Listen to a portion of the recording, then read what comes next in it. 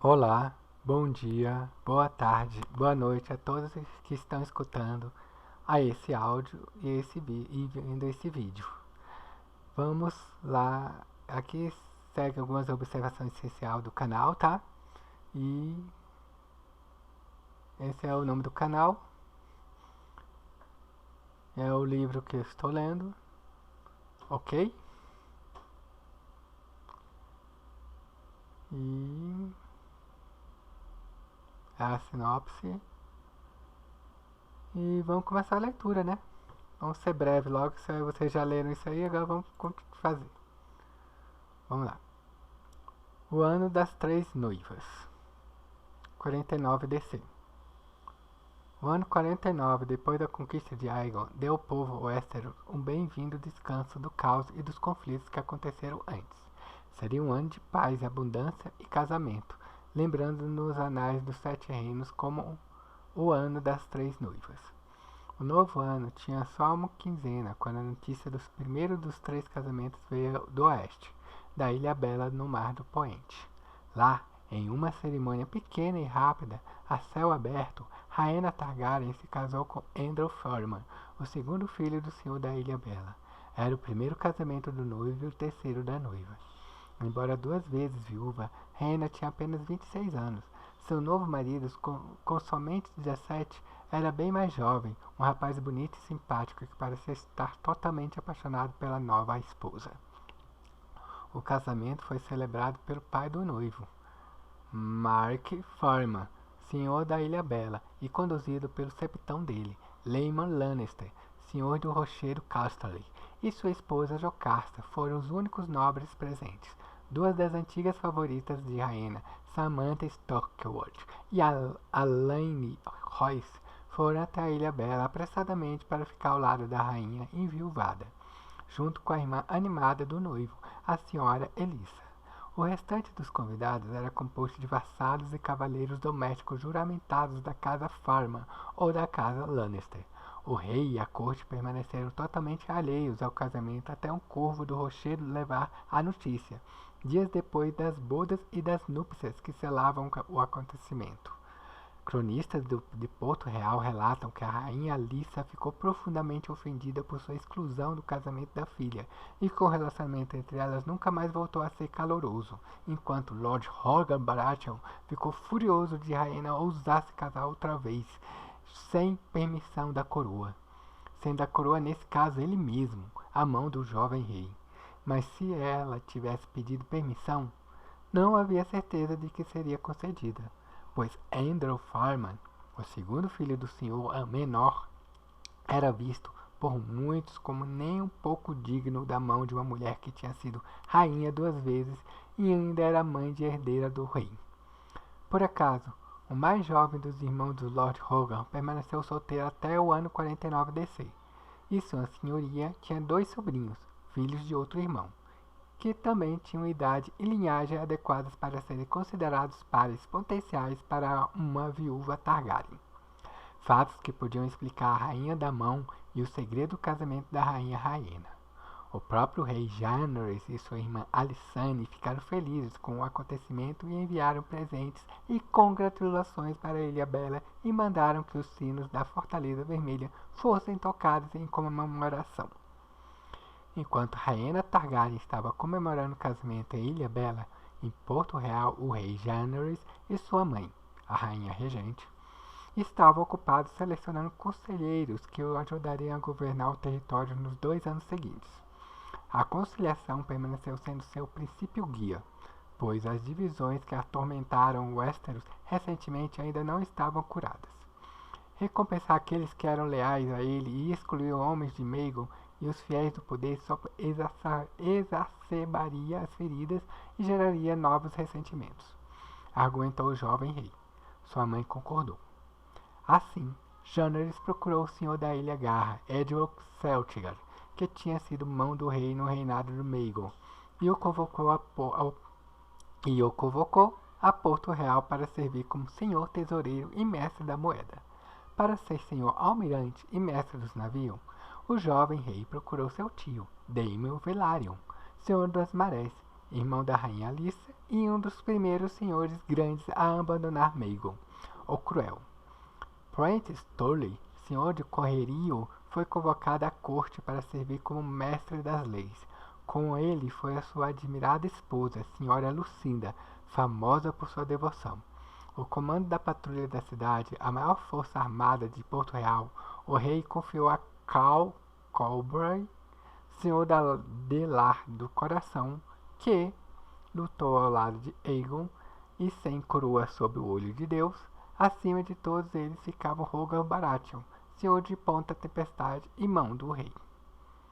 Seria um erro subestimar a influência do próprio Jaehaerys Targaryen durante os anos de sua regência, pois apesar de sua juventude, o menino rei tinha lugar em quase todos os conselhos, mas não em todos, como será contado em breve. E nunca se intimidava na hora de fazer sua voz ser ouvida, mas no final a autoridade durante todo esse período ficou com a sua mãe, a rainha regente, e com a mão, um homem muito admirado.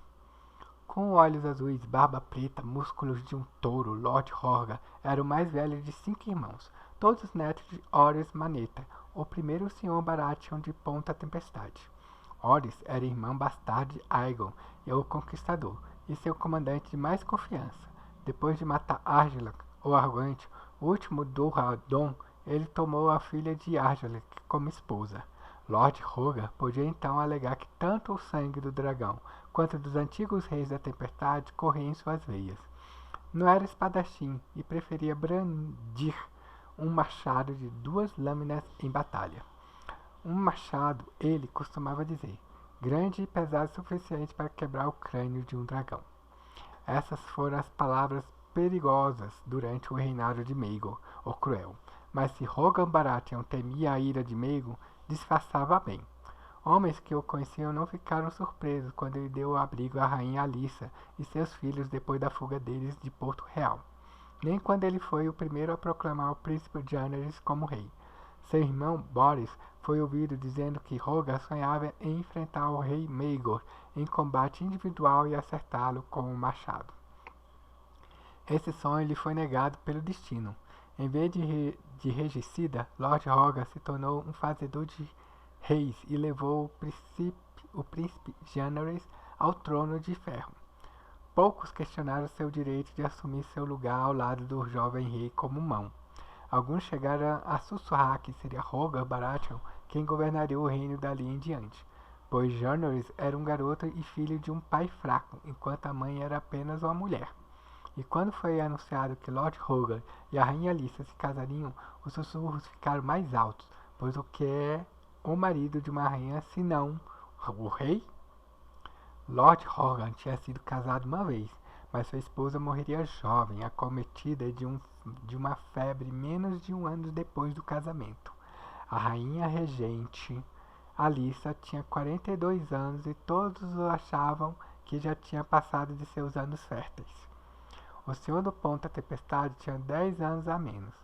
Ao escrever alguns anos depois, o Septão Bart nos conta que Jaehaerys foi contra o casamento. O jovem rei achava que a mão estava indo além do que lhe cabia, motivado mais por um desejo de poder e posição do que por afeto verdadeiro por sua mãe.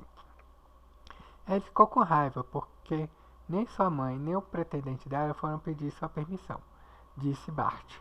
Mas, como não tinha criado objeções ao casamento da irmã, o rei achava que não tinha o direito de impedir o da mãe. Assim, Jaehaerys se segurou e não deu indicação de suas apreensões, exceto para alguns confidentes próximos. A mão era admirada por sua coragem, respeitada por sua força, temida por sua habilidade militar e a capacidade de uso de armas. A rainha regente era amada, tão linda, tão corajosa, tão trágica, as mulheres diziam sobre ela.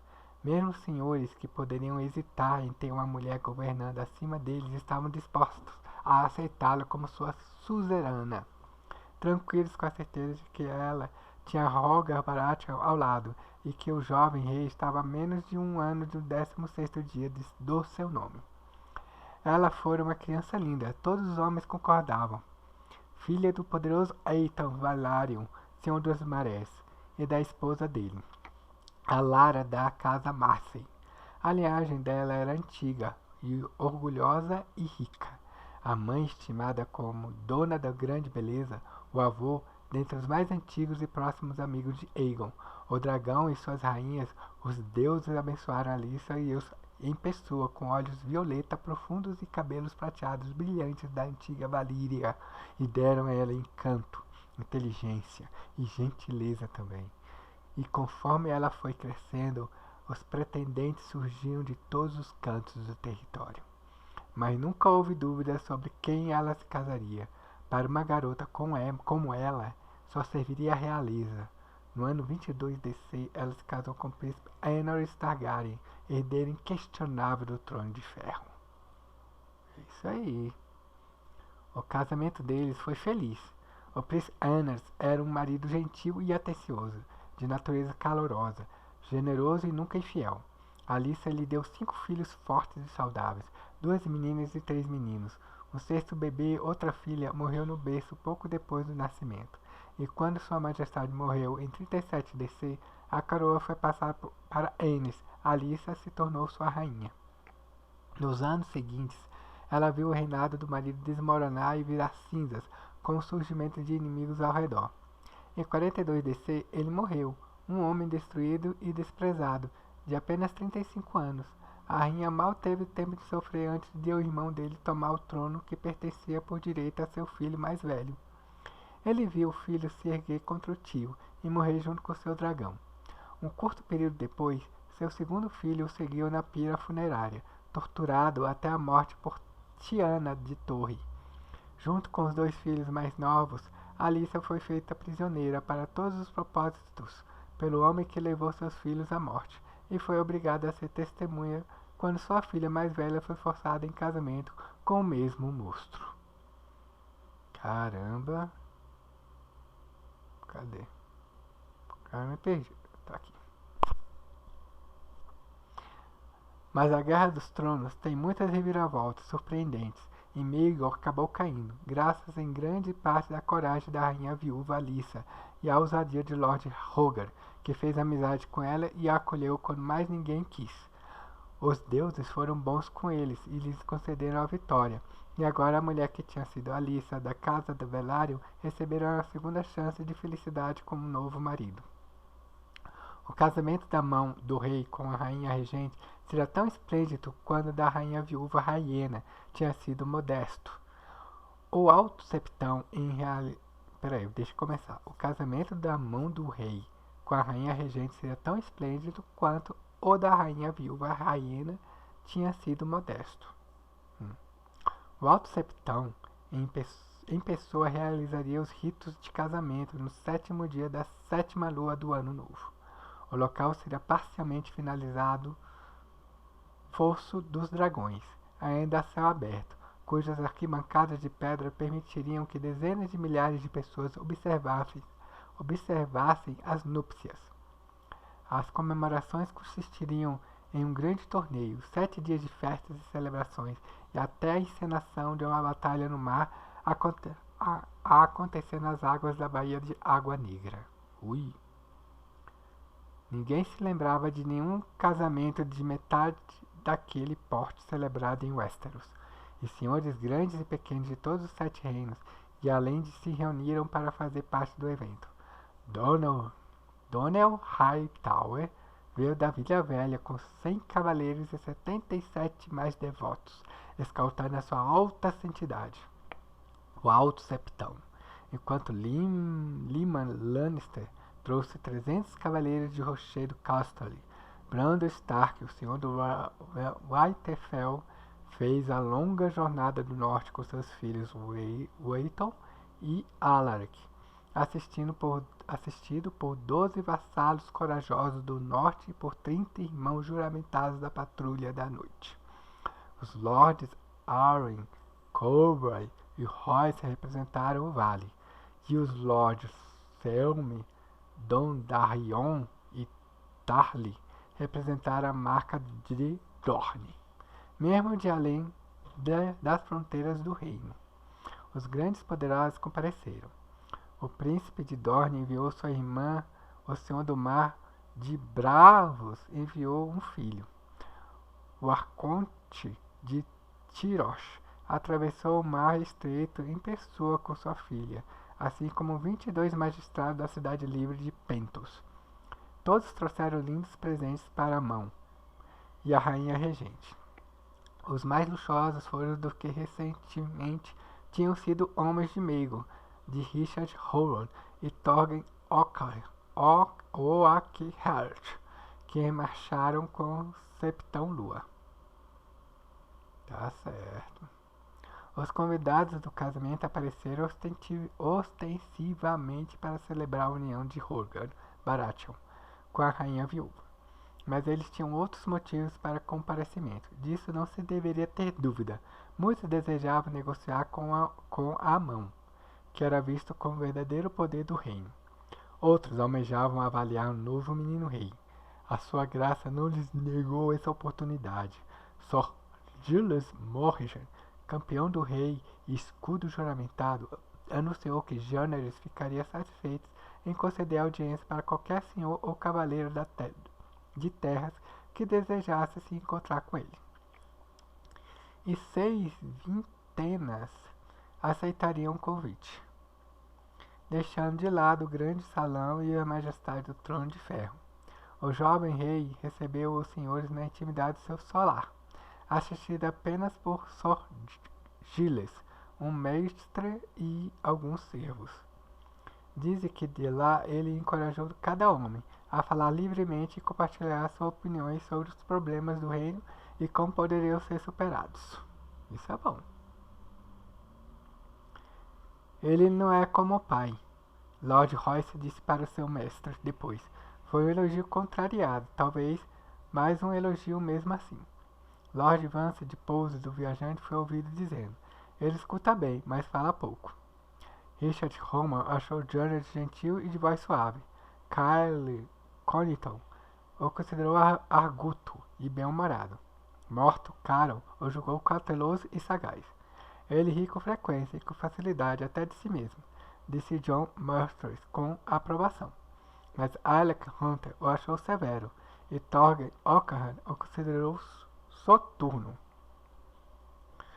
Como é? E Torgen Oakheart o considerou soturno.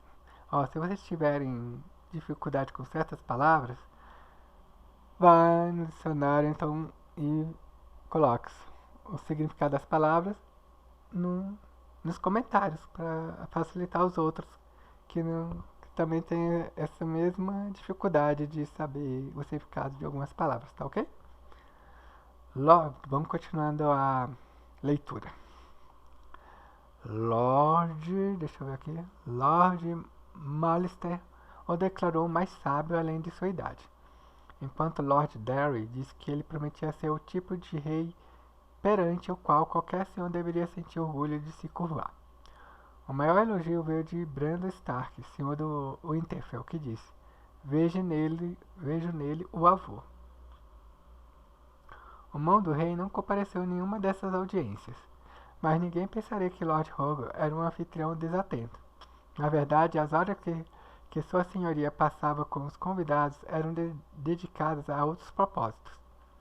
Ele caçava com eles, falcoava com eles, jogava com eles, banqueteava com eles e bebia até as adegas reais secarem. Depois do casamento, quando o torneio começou, Lord Rhaegar esteve presente em cada justa e cada disputa, cercado de um grupo animado e muitas vezes bêbado de grandes senhores e cavaleiros renomados. Entretanto, o mais famoso dos entretenimentos de Sua Senhoria aconteceu 2 dias antes da cerimônia. Embora não exista registro em nenhuma cerimônia da corte, histórias contadas por servos e repetidas por muitos anos depois pela plebe alegam que os irmãos de Lord Rhaegar levariam 7 virgens pelo mar estreito das melhores casas do prazer de Lys. A rainha Lysa tinha entregado sua virgindade muito anos antes para Aenys Targaryen. Então estava fora da possibilidade do Lord Rhaegar a deflorar na noite de casamento. As donzelas de Lys foram levadas para compensar isso. Se os sussurros ouvidos pela corte depois foram verdade, Sua senhoria supostamente deflorou 4 das garotas antes da exaustão e a bebida o derrubarem. Seus irmãos, sobrinhos e amigos cuidaram das outras 3, junto com mais 2 vintenas de beldades mais velhas que zarparam com eles de Lys. Enquanto a mão farreava, o rei Jâneres oferecia audiência para os senhores do território. Sua irmã, a princesa Alissane, distraía as mulheres nobres que tinham ido com eles para Porto Real. A irmã mais velha do rei, Raena, havia decidido não comparecer às núpcias e preferiu ficar em Ilha Bela com seu novo marido, a sua corte e a rainha regente Alissa. Por sua vez, estava ocupada com os preparativos para o casamento. Então a tarefa de ser anfitriã das esposas, filhas, irmãs grandes e poderosas coube a Alissana. Embora com apenas 13 anos recém-completados, todos concordaram que a jovem princesa enfrentou o desafio de forma brilhante. Por 7 dias e 7 noites, ela fez desejum com um grupo de senhoras nobres, almoçou com um segundo e jantou com um terceiro. Mostrou a elas as maravilhas da Fortaleza Vermelha, velejou com elas na Baía da Água Negra e cavalgou com elas pela cidade. Nossa! Alysanne Targaryen, a filha mais nova do rei Aenys da rainha Alissa, era pouco conhecida entre os senhores e senhoras do reino antes disso. A infância dela foi passada na sombra dos irmãos e da irmã mais velha, Rhaena, e quando ela era mencionada era como a mocinha e a outra filha. Ela era pequena, era verdade, magra e miúda. Alysanne muitas vezes era descrita como bonita, mas raramente como linda. Embora tivesse nascido em uma casa famosa pela beleza, seus olhos eram azuis e não violeta. O cabelo, uma coroa de cachos cor de mel. Nenhum homem jamais questionou sua inteligência. Mais tarde diriam que ela aprendeu a ler antes de desmamar. E que o bobo da corte fazia piadas sobre a pequena Alysanne babando leite materno em pergaminhos valirianos, enquanto tentava ler mamando na teta da ama de leite.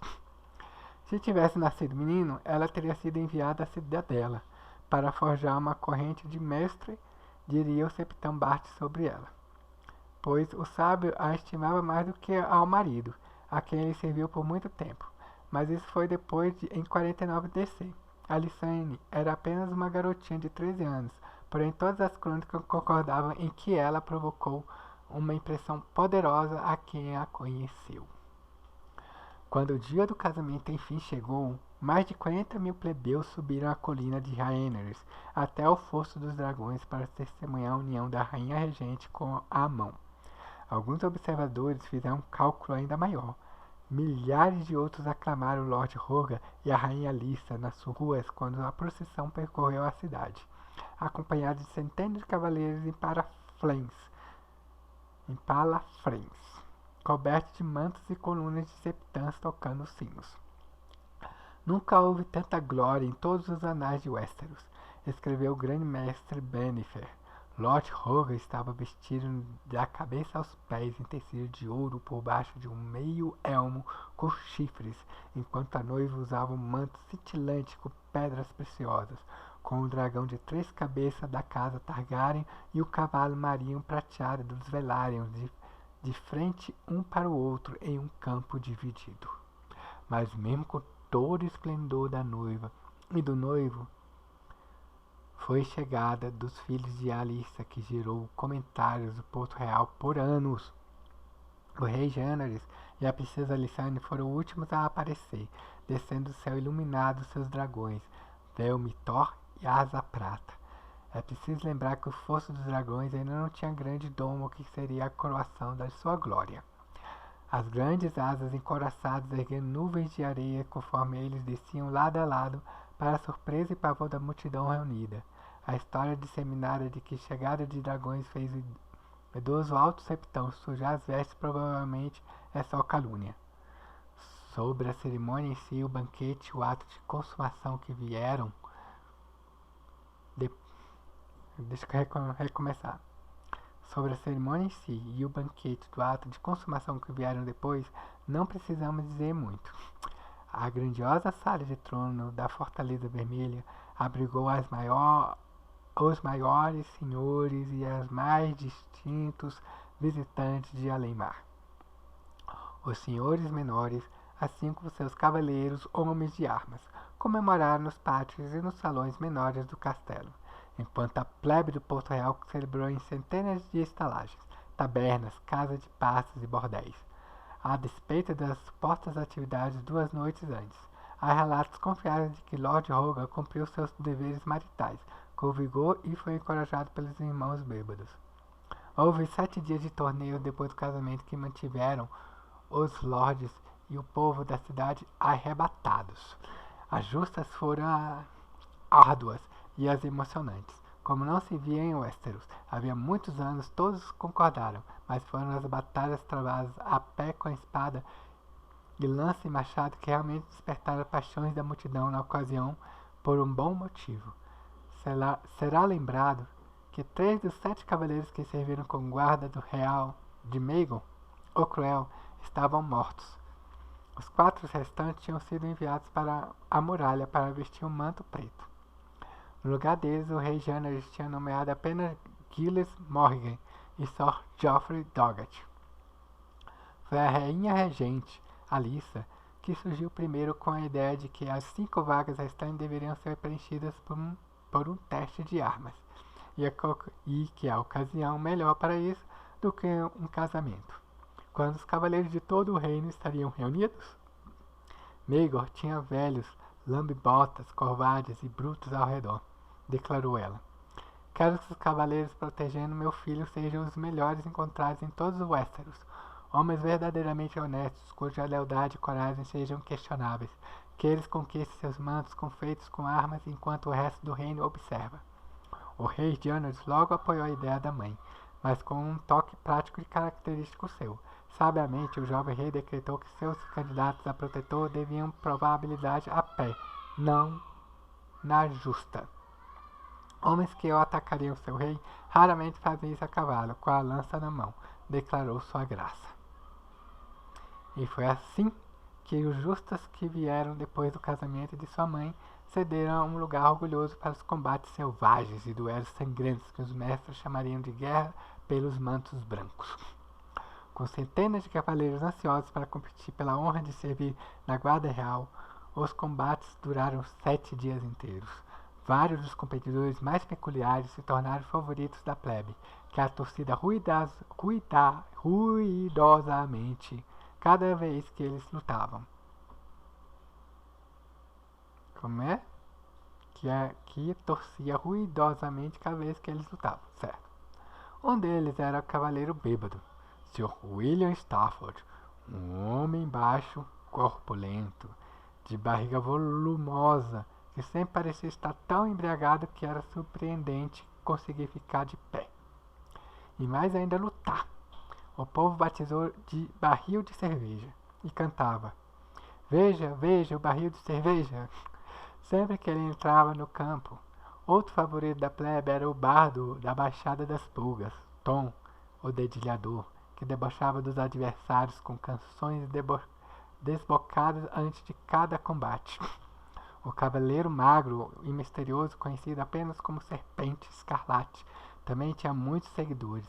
Quando foi finalmente derrotado e a sua máscara foi retirada, todos viram que ele era uma mulher.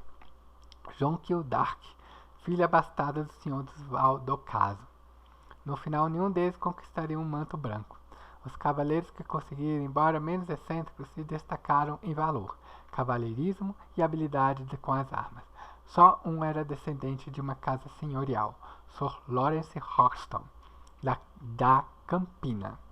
2 eram de espada juramentada, Sir Victor, o valoroso, da casa de Lord Royce de Pedraruna, e Sir William, a Vespa, que servia a Lord Smalwood do Solar de Bolotas. O campeão mais novo, Pat, o Galinhola, lutou com lança no lugar de espada, e alguns questionaram se ele era mesmo cavaleiro, mas ele se mostrou tão habilidoso com a arma de escolha que Sir Joffrey Doggett resolveu a questão condecorando o rapaz ele mesmo, enquanto centenas gritavam na plateia: O campeão mais velho era um cavaleiro andante grisalho chamado Sangod, de Colina Azeda. Um homem de 73 anos, cheio de cicatrizes e marcas, que alegava ter lutado em 100 batalhas. E não importa de que lado, basta que eu e os deuses saibamos.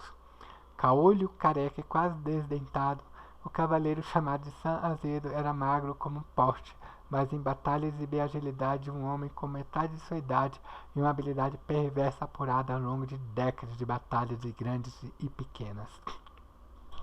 Jâneres, o Conspirador, ocuparia o trono de ferro por 55 anos, e muitos cavaleiros usariam um manto branco a serviço dele durante esse longo reinado. Mas de qualquer monarca poderia se gabar. Mas era dito corretamente que nunca e nenhum Targaryen possuía um guarda real que se igualasse aos primeiros 7 do menino rei. A guerra pelos mantos brancos marcou o fim das festividades do que logo ficou conhecido como Casamento Dourado, quando os visitantes começaram a pegar o caminho para casa, para suas terras e fortalezas. Todos concordaram em que foi um evento magnífico. O jovem rei tinha reconquistado a admiração e o afeto de muitos senhores, grandes e pequenos, e suas irmãs, esposas e filhas só tinham elogios para o tratamento caloroso dado a elas pela princesa Alysanne. O povo de Porto Real também ficou satisfeito. O menino rei demonstrava ter todos os sinais de ser um governante justo, misericordioso e honrado. Em sua mão, Lord Rogan era tão generoso quanto ousado em batalha. Os mais felizes eram os estalajadeiros, taverneiros, cervejeiros, mercadores, carteiristas, prostitutas e donos de bordel da cidade, tendo todos lucrado muito com as moedas que os visitantes levaram para a cidade. Mas embora o casamento dourado tivesse sido o mais extravagante e ilustre de 49 DC, foi o terceiro dos matrimônios feitos naquele fatídico ano que se mostrou ser o mais importante. Com o próprio casamento já tendo passado, a rainha regente, o mão do rei, agora voltaram a atenção para encontrar um par adequado para o rei Jâneres e, em menor grau, para a irmã dele, a princesa Alysanne. Enquanto o menino rei permanecesse solteiro e sem filhos, as filhas de sua irmã Rhaena seriam suas herdeiras. Mas a Aérea e Raela ainda eram crianças, e muitos achavam que não eram adequadas para a coroa. Além disso, Lord Rogan e a rainha Alyssa temiam o que poderia acontecer com o reino se Rhaena Targaryen voltasse do oeste para servir de regente para uma das filhas. Embora ninguém ousasse dizer que estava claro que havia discórdia entre as duas rainhas, pois a filha não fora ao casamento da mãe nem a convidara para o seu, e havia alguns que iam mais longe e sussurravam que Rhaena era uma feiticeira que tinha usado as artes das trevas para assassinar Maegor no trono de ferro. Portanto, era fundamental que o rei Jâneres se casasse e tivesse um filho o mais rápido possível. A questão com quem o jovem rei poderia se casar era menos fácil de resolver. Lord Rogan era conhecido por ter pretensões de estender o poder do trono de ferro pelo mar estreito até Essos. Sugeriu uma aliança com Tyrosh através do casamento de Jâneres com a filha do Arconte, uma bonita garota de 15 anos que encantou a todos nas bodas com sua inteligência, jeito de paquerador e cabelo azul esverdeado. Mas nisso sua senhora encontrou a oposição da própria esposa, a rainha Alyssa. O povo de Westeros jamais aceitaria como rainha uma garota estrangeira com madeixas tingidas, argumentou ela, por mais lindo que o sotaque dela fosse. Espios se aporiam ferozmente à garota, pois era de conhecimento comum que os Tyroshes não seguiam os Sete, mas idolatravam Hollor, o criador de padrões. Os trios de 3 cabeças e outros deuses estranhos. A preferência da rainha era procurar uma nas casas que sugeriam em apoio a Aegon, o sem coroa na batalha sobre o Olho de Deus. Que Jâneres se casasse com uma Vance, uma Colborne, uma Westerling ou uma Piper, disse ela. A lealdade deveria ser recompensada, e ao fazer uma união dessas, o rei honraria a memória de Aegon e o valor dos que lutaram e morreram por ele. Foi o grande mestre Bennifer quem falou mais alto contra tal decisão, observando que a sinceridade do compromisso deles com a paz e a reconciliação seria questionada se eles favorecessem os que lutaram por Aegon, em detrimento dos que permaneceram com Maegor. Ele achava que uma escolha melhor seria uma filha de uma das cidades das casas que poucos participaram ou não se envolveram nas batalhas entre o tio e o sobrinho, uma Tyrell, uma Hightower, uma Arryn. Com a mão do rei e a rainha regente e o grande mestre divergindo tanto, outros conselheiros viram a oportunidade para nomear suas candidatas. Prentice Tully, o juiz real, indicou uma irmã mais nova de sua esposa, Lucinda, famosa por sua devoção. Essa escolha agradaria a fé. Daemon Valerion, o senhor almirante, sugeriu que Jaehaerys devesse casar com a viúva rainha Elinor, da casa Constantine, que forma melhor de mostrar que os apoiadores de Maegor tinham sido perdoados do que tomar uma das noivas de preto dele como rainha, talvez até adotando os 3 filhos do seu primeiro casamento? A fertilidade comprovada da rainha Elinor era outro ponto a favor dela, argumentou ele. Lord Celtigar tinha 2 filhas, solteironas, e era sabido que tinha oferecido a Maegor a escolha de uma das 2. Agora ofereceu as mesmas garotas novamente para Jaehaerys. Lord Baratheon não quis saber disso. Já vi suas filhas, disse Rogan para Celtigar. Elas não têm queixo, nem tetas, nem bom senso. A rainha regente e seus conselheiros discutiram a questão do casamento do rei repetidamente ao longo de uma fase da lua, mas não chegaram nem perto de um consenso. O próprio Jaehaerys não tinha conhecimento desses debates. Sobre isso, a rainha Lysa e o Lord Rogan concordavam. Embora Jaehaerys pudesse ser sábio para a idade, ele ainda era um garoto, guiado pelos desejos de um garoto. Desejos de uma forma alguma podiam suplantar o bem do reino. A rainha Lysa, em particular, não tinha dúvida alguma sobre quem seu filho elegeria para se casar. Se a escolha fosse dele, sua filha mais nova, irmã dele, a princesa Alysanne. Os Targaryen casavam irmão e irmã. Havia séculos, claro, e Jaehaerys e Alysanne cresceram esperando se casar, assim como acontecera com seus irmãos mais velhos, Aegon e Rhaena. Além disso, Alysanne era apenas 2 anos mais nova do que o irmão, e os dois sempre foram próximos com afeição e respeito fortes um pelo outro. O pai deles, o rei Aenys, certamente desejaria que eles se casassem, e houve uma época em que esse também seria o desejo da mãe deles. Mas os horrores testemunhados desde a morte do marido persuadiram a rainha Alyssa a pensar diferente. Embora os filhos do guerreiro e os pobres irmãos tivessem sido debandados e declarados como insurgentes, muitos antigos membros das 2 ordens continuavam espalhados pelo reino e podiam muito bem empunhar sua espada outra vez, se provocados. A rainha regente temia a ira deles, pois tinha lembranças vívidas de tudo que havia acontecido em seu filho Aegon e sua filha Rhaena quando o casamento deles foi anunciado. Não podemos percorrer esse caminho novamente. Há indícios de que ela tenha dito isso mais de uma vez. Nessa decisão, ela foi apoiada pelo mais novo membro da corte, Septão Mateus dos mais devotos, que tinha permanecido em Porto Real quando o Alto Septão e o resto da Irmandade voltariam para a Vila Velha. Um homem gigantesco, tão famoso por sua corpulência quanto pela magnificência de suas vestes. Mateus alegava descender dos reis jardineiros de antigamente, que já haviam governado a campina de seu trono em Jardim de Cima. Muitos viam como quase certa a escolha dele para ser o próximo Alto Septão. O ocupante atual da posição sagrada, de quem Septão Lua encarneceu chamando de Alto Lambe-Botas, era cauteloso e amável, e havia pouco perigo, ou mesmo nenhum, de qualquer casamento ser denunciado por Vila Velha. Depois que ele continuasse a falar pelo 7 de sua posição no septo estrelado, mas o pai dos fiéis não era um homem jovem. A viagem até Porto Real para celebrar o casamento dourado quase acabou com ele, diziam. Se soubesse a mim vestir o manto dele, sua graça, sem dúvida teria meu apoio em qualquer escolha que fizesse, garantiu o Septão Mateus para a rainha regente e seus conselheiros. Mas nem todos a minha irmandade têm essa inclinação. E, ouso dizer, há outras luas por aí. Considerando tudo o que ocorreu, casar irmão e irmã nessa conjuntura pareceria uma afronta atroz para os devotos, e temo pelo que poderia acontecer.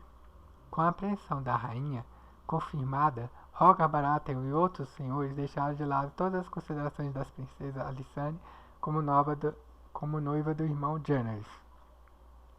A princesa tinha 13 anos e havia comemorado recentemente seu primeiro florescimento, e por isso achava-se desejável casá-la o mais rápido possível.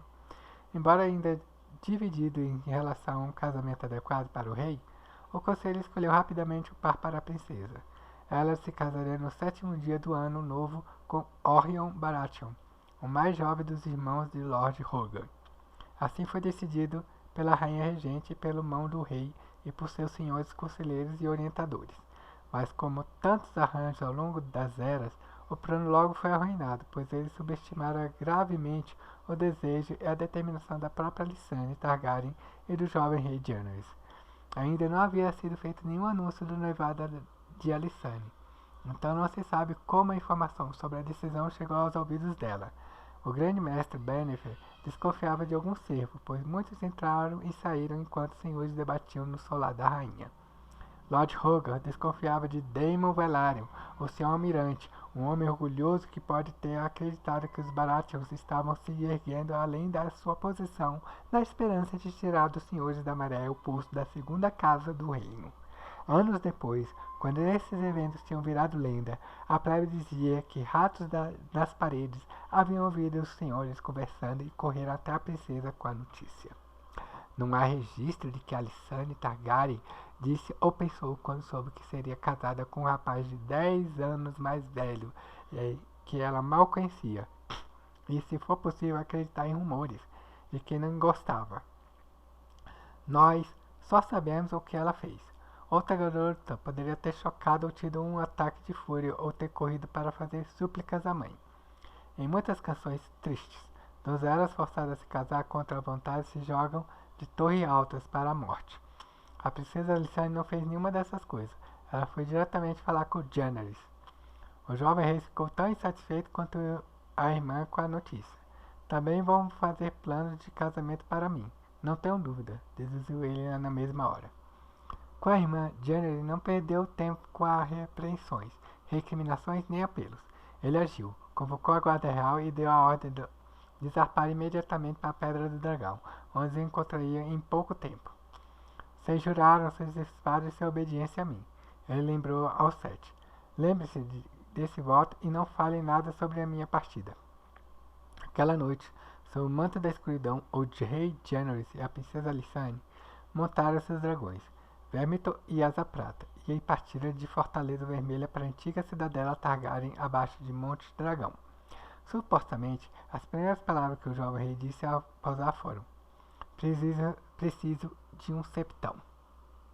O rei, com razão, não confiava no septão Mateus, que teria traído os planos deles.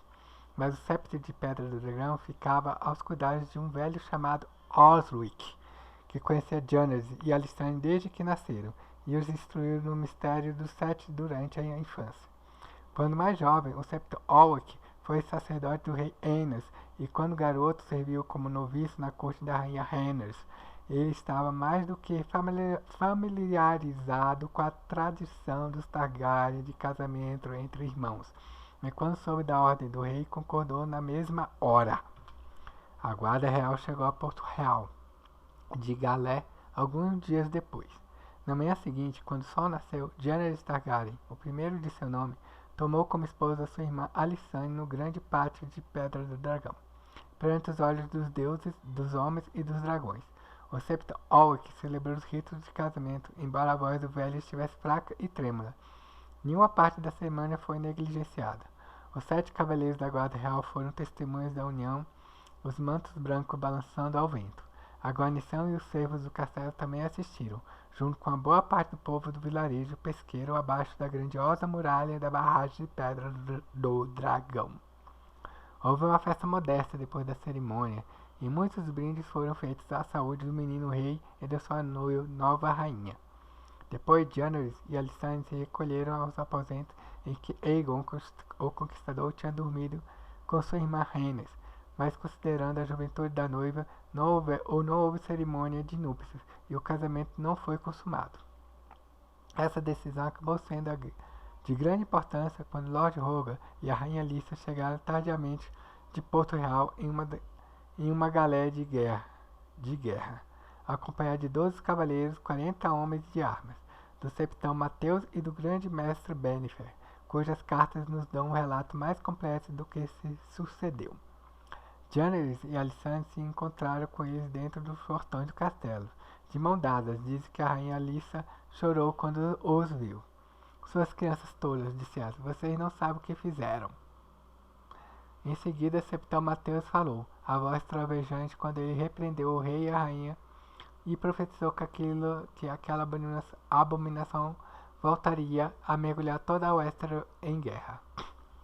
Vão amaldiçoar seu incesto da marca de Dorne até a muralha, e todo filho piedoso da mãe e do pai vão denunciar vocês como os pecadores que são.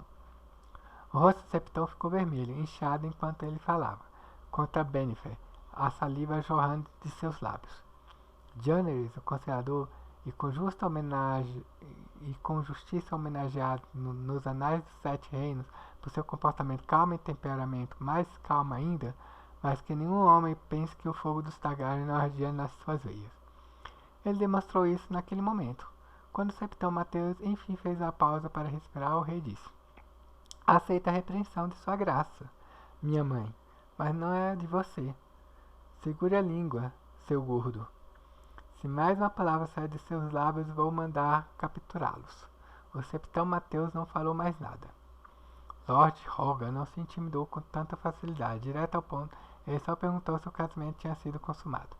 Diga a verdade, sua graça. Houve consumação? Ela não é mais uma donzela? Não, respondeu o rei. Ela é nova demais. Ao ouvir isso, Lord Roga sorriu. Que bom, vocês não estão casados.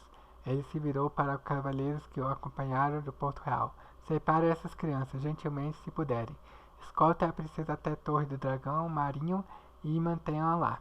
Sua graça vai nos acompanhar de volta à Fortaleza Vermelha. Mas quando os homens deles adiantaram, os 7 cavaleiros da Guarda Real de Jennings avançaram e puxaram as espadas. Não se aproximem, avisou Sir Gorlias Morgan. Qualquer homem que colocar a mão no nosso rei e a nossa nova... não se aproximem, avisou Gallius Morgan. Qualquer homem que colocar a mão no nosso rei ou na nossa rainha morre hoje. Lord Roga ficou consternado. Embanhem a espada e se afastem, ordenou ele. Vocês esqueceram? Eu sou a mão do rei. Eita, vai ter briga de família. Vamos lá. Sim, respondeu o velho Sam azedo, mas nós somos guarda real, não a guarda da mão. E o rapaz que ocupa o trono não você. Roga Baratheon se irritou com as palavras de Sir Sangmor e respondeu: vocês são 7, tenho meia centena de espadas comigo. Uma palavra minha e eles cortarão vocês em pedaços. Eles podem nos matar, respondeu o jovem Pet, o galinhola, brandindo a lança. Mas você será o primeiro a morrer, senhor. Dou minha palavra quanto a isso. O que teria acontecido depois, nenhum homem pode dizer, se a rainha Alissa não tivesse escolhido aquele momento para falar. Já vi mortes suficientes, disse ela. Assim como todos nós. Guarde as espadas, Sus. O que está feito. Agora nós todos vamos ter que viver com isso. Que os deuses tenham misericórdia do reino.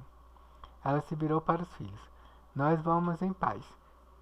Que nenhum homem fale sobre o que aconteceu aqui hoje. Como quiser, mãe.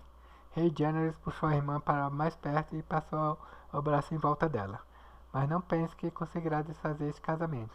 Somos um agora, e nem os deuses nem os homens vão nos separar. Nunca, afirmou a sua esposa. Me envie para os confins da terra e me casem com o rei de Mossorville e com o senhor do deserto cinzento. Mas a asa prata sempre me trará de volta para Jennings. E com isso ela ficou nas pontas dos pés, aproximando o rosto até a do rei. E ele a beijou intensamente nos lábios enquanto todos olhavam. Quando a mão e a rainha regente partiram, o rei e seu jovem esposo fecharam os portões do castelo e voltaram para seus aposentos. Pedra do Dragão seria o refúgio residência deles pelo resto da minoridade de Januaries. Está escrito que o jovem rei e a jovem rainha raramente se separavam na época de que compartilhavam todas as refeições. Conversavam até tarde da noite sobre os dias da infância e sobre os desafios à frente. Se misturavam com o povo da ilha nas tavernas do porto. Liam um para o outro, de tomos com capas de couro que eles encontraram na biblioteca do castelo. Tinham aulas com o mestre da Pedra do Dragão, pois ainda temos muito a aprender. Alysanne supostamente lembrou o marido. Rezavam com o Septão Warwick. Eles também voavam junto em volta do Monte do Dragão e muitas vezes indo até Deriva Marca. Se podemos acreditar nas histórias dos criados, o rei e sua nova rainha dormiam nus e compartilhavam muitos beijos longos e duradouros, à mesa e na cama e em muitos outros momentos ao longo do dia, mas sem consumar a sua união. Mais 1 ano e meio se passaria até que Jaehaerys e Alysanne finalmente unissem como homem e mulher. Caramba, demorou 1 ano e meio. Sempre que os senhores e membros do conselho viajavam até Pedra do Dragão para se consultarem com o jovem rei, como faziam em tempos, Jaehaerys o recebia na sala da mesa pintada, onde o avô dele uma vez planejou a conquista do Westeros, sempre com a Alysanne ao lado. Aegon não tinha segredos para Rhaenys e Visenya, e não tenho nenhum para Alysanne, disse ele. Embora fosse possível que não houvesse segredos entre eles durante aqueles dias luminosos de começo do casamento, a união em si permaneceu em segredo para boa parte do Westeros. No retorno para Porto Real, Lord Hogan instruiu todos os que os acompanharam à Pedra do Dragão a não dizerem nada sobre o que tinha acontecido lá e se desejassem manter suas línguas. Também não houve nenhum anúncio feito ao reino. Quando o Septão Mateus tentou enviar a notícia da união para o Alto Septão e para os mais devotos da Vila Velha, o grande mestre Bennifer queimou a carta em vez de enviar um corvo por ordens da mão. O senhor de Ponta Tempestade queria tempo. Com raiva do desrespeito que achava que o rei havia tido com ele e pouco acostumado com as derrotas, Rogar Baratheon continuou determinado a encontrar uma forma de separar Jaehaerys e Alysanne, enquanto o casamento continuasse sem ser consumado. Ele acreditava que ainda havia chance. Era melhor manter o casamento em segredo para que pudesse ser desfeito sem que ninguém soubesse. A rainha Alyssa também queria tempo, mas por um motivo diferente. O que está feito, ela dissera nos portões de Pedra do Dragão e nisso acreditava.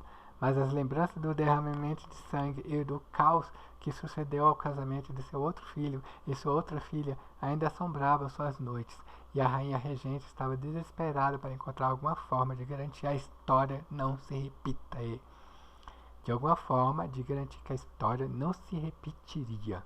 Enquanto isso, ela e seu marido ainda tinham um reino para governar durante quase 1 ano, até Jaehaerys chegar ao 16º dia do seu nome e tomar poder nas próprias mãos. Assim ficaram as questões de Westeros, quando o ano das 3 noivas chegou ao fim e se deu lugar a um novo ano, o 50º desde a conquista de Aegon. Aí tem umas palavras pequenininhas que estão dizendo assim: e foi assim que o confronto dos portões da Pedra do Dragão foi descrito pelo grande mestre Bennifer, que estava lá e testemunhou tudo. Daquele dia até hoje, a história é a favorita das donzelas apaixonadas e seus escudeiros por todos os 7 reinos, e muitos bardos cantaram sobre o valor da guarda real. 7 homens de manto branco que enfrentaram meia centena, mas todas essas histórias ignoram a presença da guarnição do castelo.